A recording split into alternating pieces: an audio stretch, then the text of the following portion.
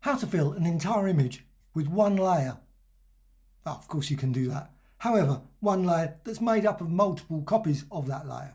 First thing to do, just go over here, and you can use any shape, of course. I'm using an ellipse as an example, and I've also done lots of other tutorials about this, so please check those as well.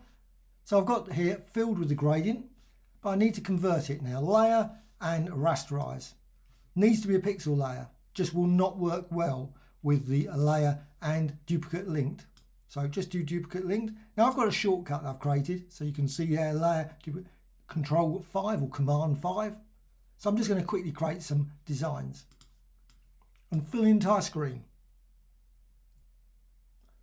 Pity, you can't use macros with this linked layer feature.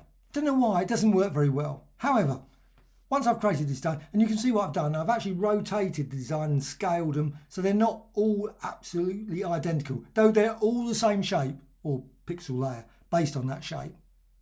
So once you've done that, what you can do, you can go over with one layer selected, that one there. It could be any of them. Select any of them, they all will change the same way. So you've got to go over to filters and distort and deform. That's quite a nice one to fill the entire screen. And then just add some pins, and you can add them anywhere.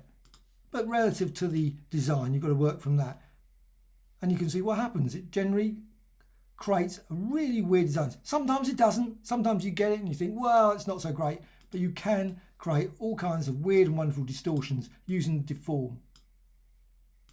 Lots of these droplets or particles or blobs coming out there, and it just fills the entire screen with lots and lots of colour, different shapes. But also, of course, what you can also do, you've got other filters as well. Now, sometimes this takes a bit of time to process because you might fill the whole screen with 100 layers, 200 layers, but they all take a bit of time to process that filter. So you've got filter and you've got other ones. So you go for maybe 12 and you can see what happens then. And you can see what happens sometimes. It fortunately doesn't update particularly brilliantly straight away, and then it updates there. Some filters, of course, you end up losing most of the effect. So if you want to fill the entire screen, probably deform is going to be the easiest one. But there are other ones as well. So you can use, maybe apply colours, modify things, maybe go for procedural texture to just change the colours.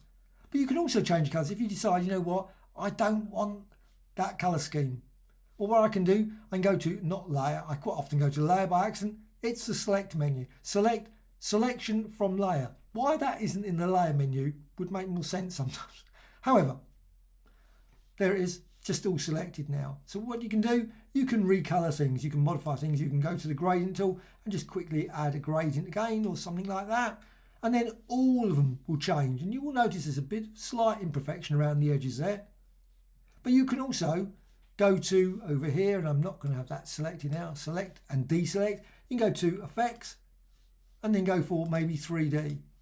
So then you can increase the radius there, soften, etc. You can also go to various colours here. So you can just change the colours. There's the colours there. So you can create a whole range of different designs. Click close. And there you have it. Very quickly filled image with that design. Hope you found this of interest. Please check out all the other videos in this sequence about linked layers. A dislike or like, always appreciated. Thank you much.